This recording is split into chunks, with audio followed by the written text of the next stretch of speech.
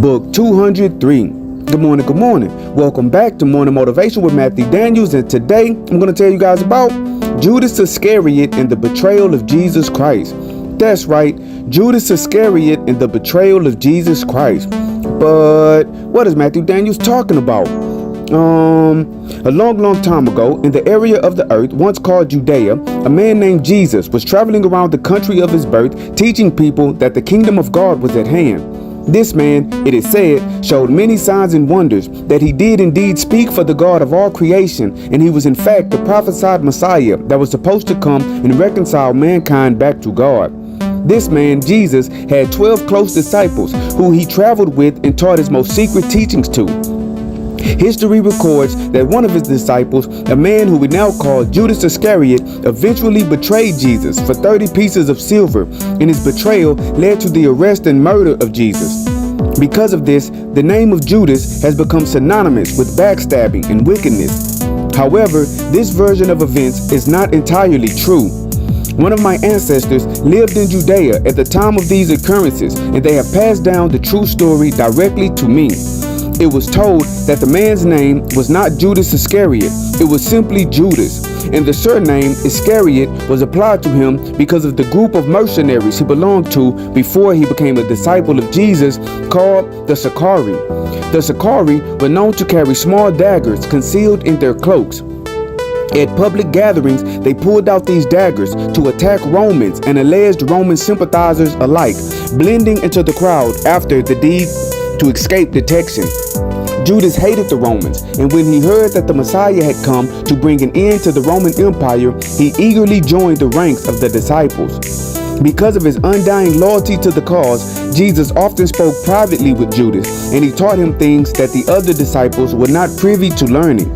Jesus made plain to Judas the words of the prophets, and he explained to him the true nature of God the Father. Jesus told Judas that he must suffer for the cause more than all others, because only Judas was strong enough to bear the burden that must be placed on him.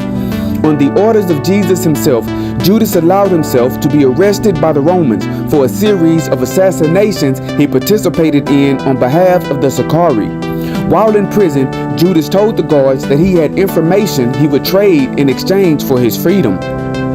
Being brought before the authorities, Judas said that he would tell them what they could find the man Jesus if his own crimes could be washed away.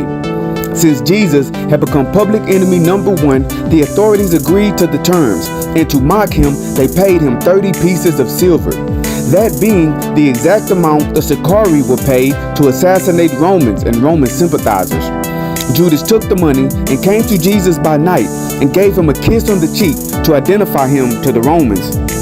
Jesus knew that he must suffer death in order to reconcile mankind, so it was Jesus himself who orchestrated the so-called betrayal.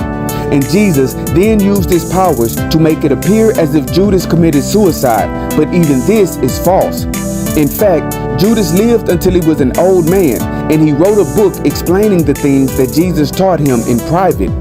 When he died, he was reunited with Jesus in his kingdom in the sky. And so, the morning motivation of today is Judas Iscariot and the betrayal of Jesus Christ. As crazy as it might sound, some of us have been predetermined to suffer, not because God hates us, but because God knows we are strong enough to bear the burden. Some plans that we are part of are more intricate than we could ever imagine, and our role in them is not what others might think it is. Also, when we do evil before we begin to do good, we can sometimes be called on to pay for our previous crimes. Do not be dismayed by the life you have been given, and do not think that you are so far gone that you cannot be redeemed. And above all, do not let the opinion of others dictate how you see yourself. Continue to do what you have been called to do, and always strive to do that which is good. And remember, you are awesome, you are amazing, you are wonderful, and you are great. And you are going to change the world. I just hope I'm still alive to see it, family. I'm out. Good morning.